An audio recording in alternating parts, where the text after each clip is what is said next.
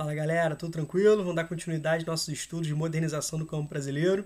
Agora a gente vai aprofundar um tema que foi tema, já foi citado em várias outras oportunidades, que reflete, né, a estrutura fundiária brasileira. Se eu tivesse apenas uma palavra, né, para falar sobre estrutura fundiária brasileira, eu falaria concentrada. Se eu tivesse duas, eu ia falar muito concentrada. E de fato, isso grita, né, em termos de análises mundiais, né?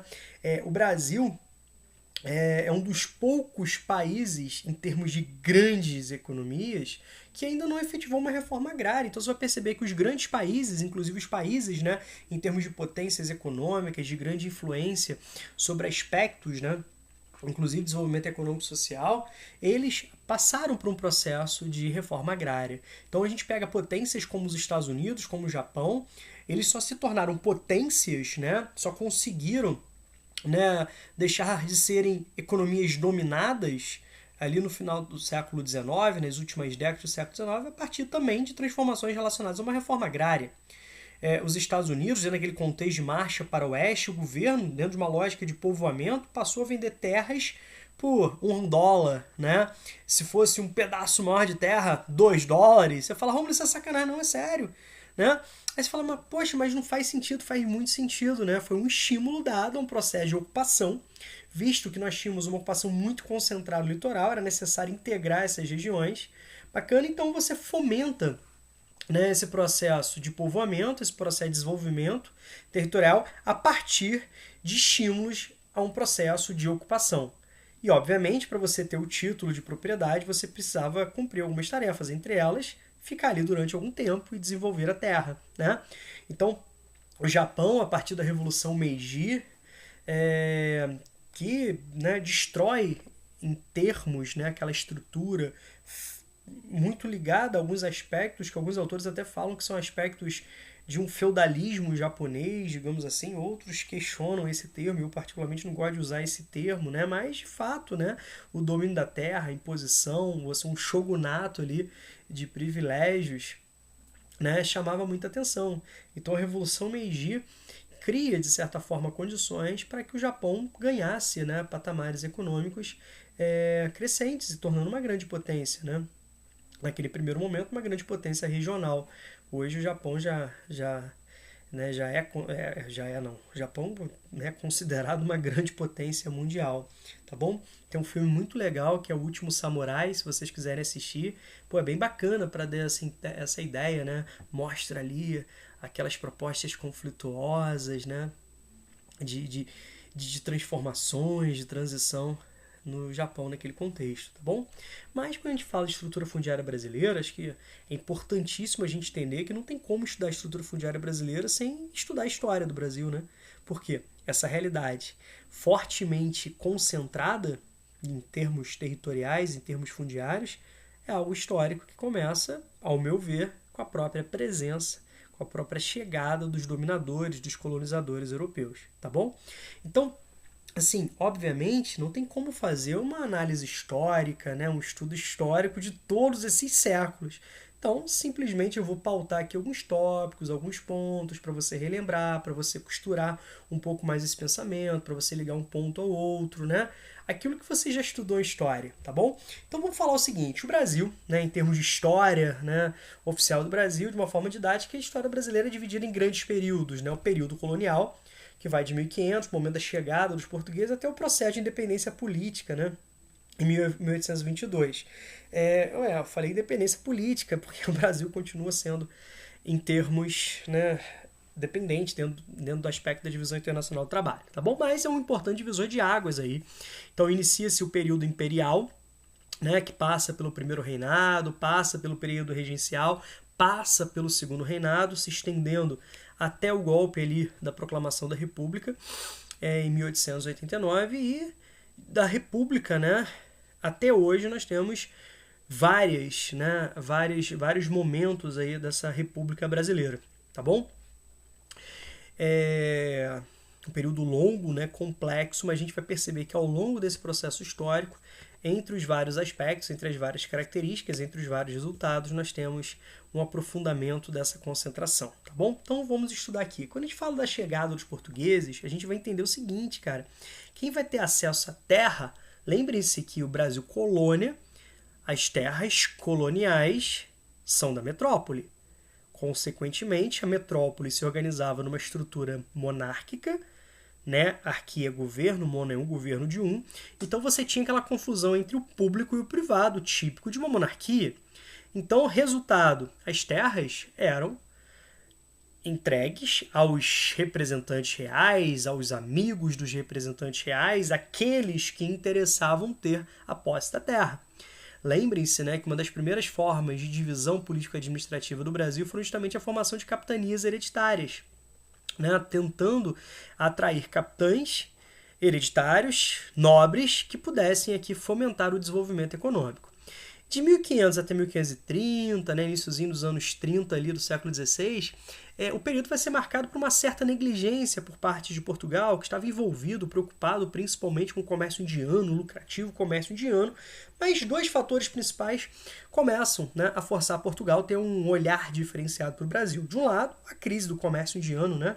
O comércio indiano já não era grande novidade assim, Portugal já não tinha, né, determinados monopólios, né, territoriais das áreas fornecedoras de matérias-primas e, ao mesmo tempo, o Tratado de Tordesilhas, que vai dividir, né, o novo mundo entre as duas potências coloniais do período, entre as potências ibéricas, entre Portugal e Espanha, não era aceito, obviamente, né, pelas outras monarquias, com grande questionamento aí, né, pelas outras potências que passavam a se lançar ao mar, tornando-se grandes potências industriais chamadas expansões tardias, né? Estou falando da Holanda, da França, da Inglaterra.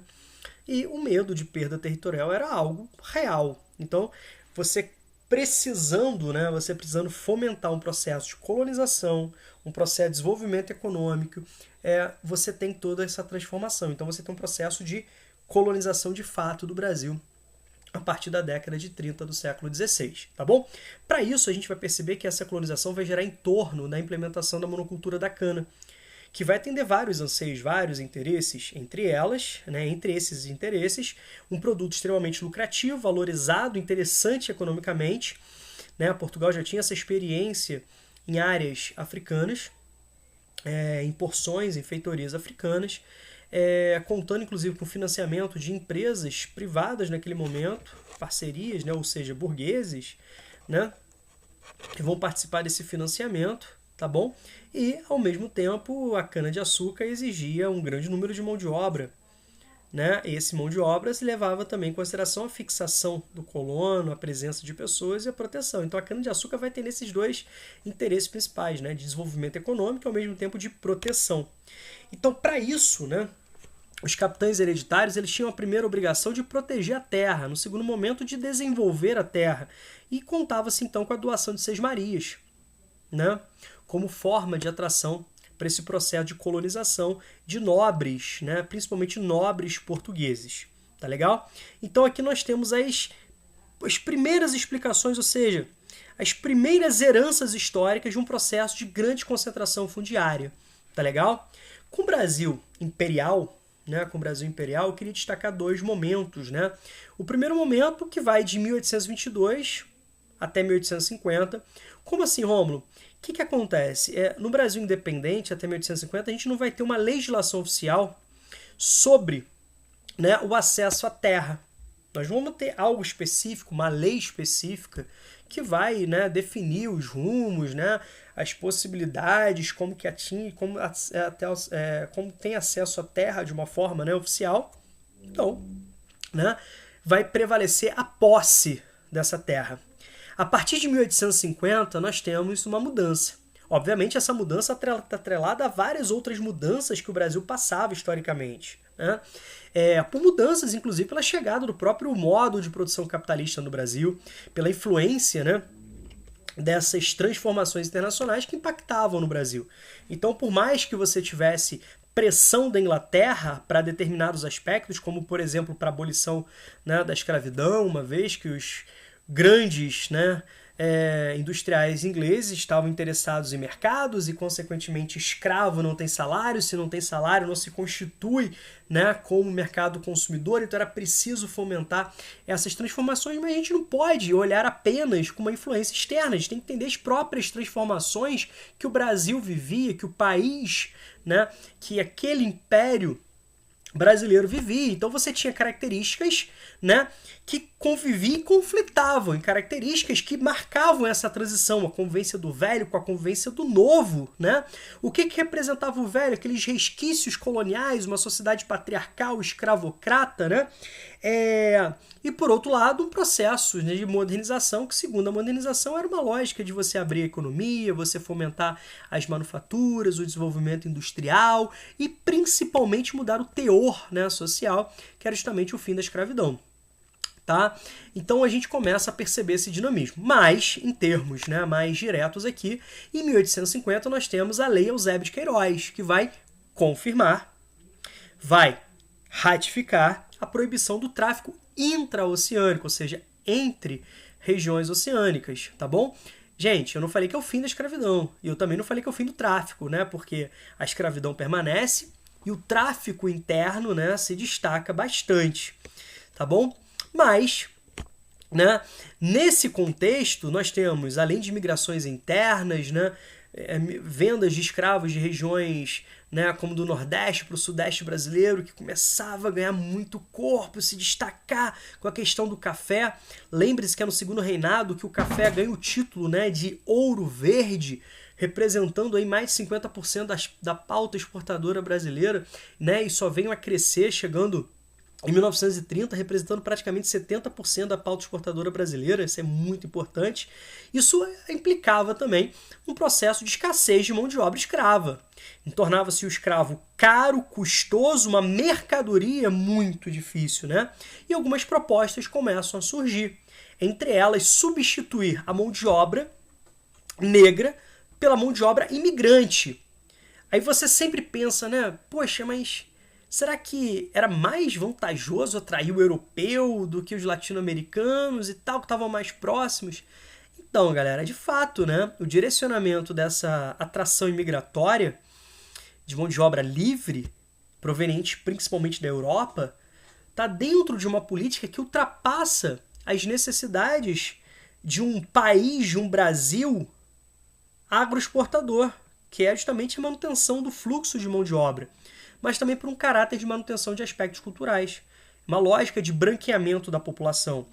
Né? Os latino-americanos eram vistos como mestiços, né?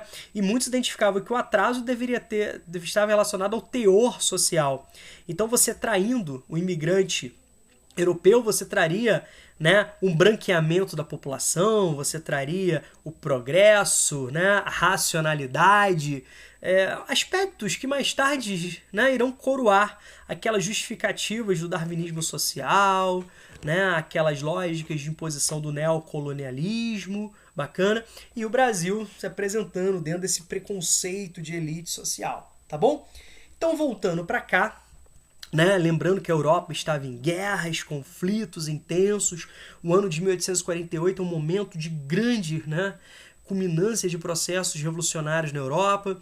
Então a perspectiva de vir para, né, a América, vir para o Brasil e aqui conseguir ter acesso ao paraíso, uma terra onde tudo que se planta se dá, era o que se propagava. A chegada aqui não era lá essas coisas, né? Isso fez, inclusive, essa situação, né, de precarização, de exploração, fez com que várias nacionalidades, no primeiro momento, proibissem, né, os seus cidadãos de, né, virem para o Brasil, né, devido às condições, né, que se encontravam aqui. Isso é extremamente importante. Mas, de fato, Lei Eusébio de Queiroz, né, funcionando. 2 meses depois, praticamente 2 meses depois, você tem a assinatura de uma outra lei que recebeu o nome de Lei de Terras.